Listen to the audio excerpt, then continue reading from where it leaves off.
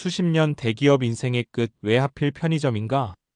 그 질문에 숨어 있는 진짜 이유. 은퇴를 앞두고 있으면 누구나 비슷한 혼란을 겪는다. 현실은 생각보다 훨씬 빨리 오고 회사는 언제까지나 나를 붙잡아주지 않는다. 회의실에서 사람들을 이끌던 내가 어느 순간 내 인생의 자리에서 밀려나는 느낌. 그리고 그때 한 번쯤 떠오르는 생각. 그래도 내가 할 수 있는 건 하나 있지 않을까? 그렇다면 편의점? 사실 많은 사람들이 처음엔 편의점을 보고 고개를 절레절레 흔든다. 왜 하필 편의점? 은퇴 후엔 좀 쉬어야지. 요즘 누가 편의점 창업해. 하지만 정작 은퇴자들이 마음을 기울이는 업종 또한 편의점이다. 왜일까? 이 질문의 진짜 의미는 단순히 왜 그 업종인가? 가 아니라 내가 살아온 삶의 방식과 앞으로의 삶, 그 사이의 균형을 어떻게 잡아야 할까? 이 고민이 편의점이라는 키워드로 드러났을 뿐이다. 자, 이제 본격적으로 이야기를 시작해보자. 은퇴 후 편의점이 자꾸 눈에 들어오는 이유. 단순한 창업 아이템이 아니라 전환의 상징. 사람들은 편의점을 누구나 할 수 있는 쉬운 업종이라고 오해한다. 하지만 편의점은 오히려 은퇴 시점의 심리를 가장 잘 반영하는 업종이다. 일 혼자서도 운영할 수 있는 일에 대한 갈증. 대기업에서 일해온 사람일수록 내 힘으로 굴러가는 일을 해보고 싶어 한다. 회사는 조직이 도와줬고 시스템이 받쳐줬다. 하지만 은퇴 후엔 그런 보호막이 없다. 그래서 작더라도 내 힘으로 굴러가는 가게를 꿈꾸게 된다. 이 고정적인 생활 리듬을 다잡고 싶은 마음. 은퇴하고 며칠은 좋다. 하지만 어느 순간부터 시간이 너무 많아진다. 사람은 시간이 넘치면 불안해진다. 규칙적인 출근, 적당한 긴장감, 소소한 만남. 편의점은 이 세 가지를 모두 충족시켜준다. 3일에서 완전히 손을 놓기엔 아직 이른 나이. 요즘 은퇴는 5560세 전후. 평균 수명 85세 시대에서 앞으로 최소 25년이라는 기간은 너무 길다. 편의점은 그 긴 시간을 일하면서 보내는 방법 중 가장 현실적인 선택지다. 그렇다고 모두가 성공하는 건 아니다. 편의점 창업을 결정하기 전 반드시 알아야 할 것들. 편의점 안정이라는 공식은 없다. 최근엔 경쟁도 심하고 본사 정책에 흔들리는 구조적 어려움도 있다. 그러나 은퇴자가 편의점을 선택하려는 심리는 여전히 유효하다. 그래서 더더욱 정보와 현실 이해가 필수다. 아래에서 실제와 가까운 세 가지 사례를 들어 은퇴 후 편의점 선택이 어떻게 다른 결과를 만드는지 이야기해 보겠다. 사례 1. 나는 마침내 나의 속도를 찾았다. 32년차 제조업 인생. 박 사장님의 서서히 회복되는 자존감.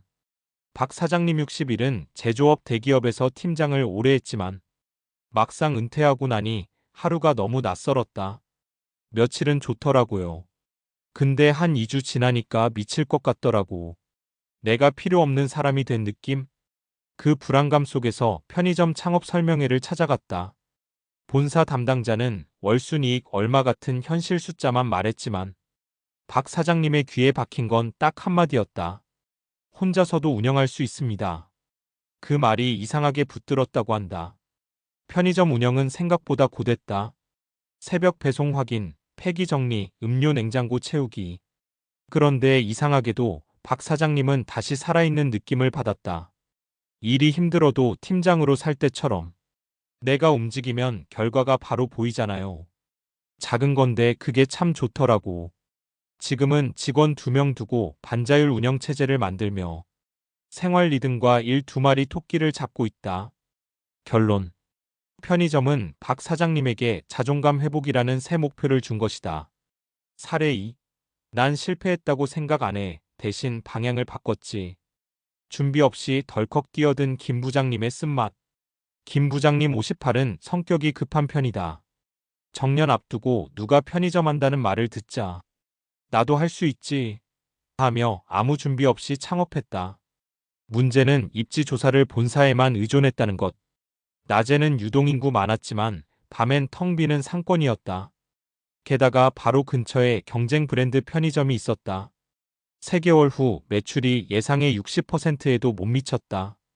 밤새 점포 지키느라 건강도 상했다. 힘들어서 병원 갔더니 의사 선생님이 사장님 이러다 무너집니다 하더라고. 결국 그는 과감히 폐점 결정을 내렸다. 하지만 김 부장님은 이렇게 말했다. 이 경험이 날 살렸어. 이제 뭘 해야 할지 보이더라고. 내 체력, 가족 상황, 자본. 그걸 생각 안 하고 뛰어든 건 내 잘못이었지. 지금은 지역 방문객이 많은 관광지에 소규모 카페를 운영하며 평온한 삶을 살고 있다. 결론. 편의점 창업은 진입장애가 낮다는 이유로 쉽게 접근하면 오히려 큰 손실을 볼 수 있다. 은퇴 후 대표적 실패 패턴이다. 사례 3. 부부가 함께 할 수 있다는 게 가장 큰 장점이었죠. 함께 늙어가는 삶의 운영 시스템. 정부부는 남편 62세, 아내 59세. 아이들은 독립했고 부부가 함께하는 시간이 많아졌다. 그러다 아내가 말했다. 우리 같이 할 수 있는 일 없을까? 둘이 함께하면 부담이 줄어든다는 생각에 편의점을 선택했다. 역할 분담은 단순했다. 남편 발주, 재고, 거래 명세서 관리, 아내 고객 응대 포스 업무 청결 관리, 둘 다 폐기 체크, 심야 시간 탄력 운영. 둘은 일하면서 서로에게 새로 알게 된 부분이 많다고 한다. 남편 내가 생각보다 덤벙대는 줄 알았대요. 아내 저 사람이 저렇게 손님 응대 잘하는 줄 몰랐어요. 지금은 일과 삶의 경계가 자연스럽게 조화되며 함께 성장하는 인생 2막을 살고 있다. 결론. 편의점은 부부가 함께 운영할 때 안정성이 크게 높아진다. 정부부처럼 삶의 리듬 자체가 조정되는 효과도 있다. 그렇다면 은퇴한 당신에게 편의점은 어떤 의미일까? 편의점이 정답이라는 말은 절대 아니다. 그러나 은퇴자의 마음이 머무르는 지점을 보여주는 상징적 선택지다. 혼자서도 꾸릴 수 있는 일, 규칙적인 생활 리듬, 오래 일할 수 있는 구조, 자존감 유지, 새로운 인간관계, 부부 협업 가능성. 이런 요소들이 편의점이라는 한 단어로 묶여 있는 것이다. 하지만 위험 요소도 분명히 있다. 상권 분석 부족, 본사 정책 의존, 심야 운영 피로도, 인건비 관리 미숙, 초기 투자 대비 기대 수익 과신. 따라서 은퇴 후 편의점은 단순한 창업 아이템이 아니라 삶의 재설계 프로젝트에 가깝다. 은퇴 후 창업을 고민한다면 꼭 기억해야 할 핵심. 업종보다 나의 삶의 방식을 먼저 분석해라. 육체적 정신적 리듬을 고려하라. 가족 협력 여부는 성공 확률을 좌우한다. 예상 수익보다 리스크를 먼저 계산해라. 작아도 꾸준하고 규칙적인 일이 가장 오래 간다. 편의점이든 카페든 택배든 스마트 스토어든 은퇴 후에 가장 중요한 건 돈이 아니라 지속 가능한 인생의 구조를 만드는 것이다. 마무리하며 왜 하필 편의점인가? 라는 질문은 사실 은퇴 후 나는 어떻게 살 것인가? 라는 질문과 같다.